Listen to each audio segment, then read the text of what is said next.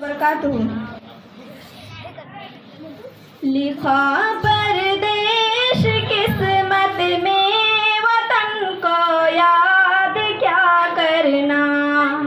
जहाँ बेदर्द इंसान हो वहाँ फरियाद क्या करना। तुझे जब खत में लिखती हूँ मेरी तहरीर रोती है।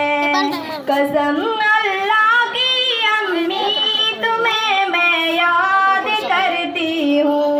मोहब्बत कम न कर देना, पढ़ाई मुश्किल में रहती हूँ। मुझे परदेस में अम्मी पढ़ाई जहर लगती हूँ।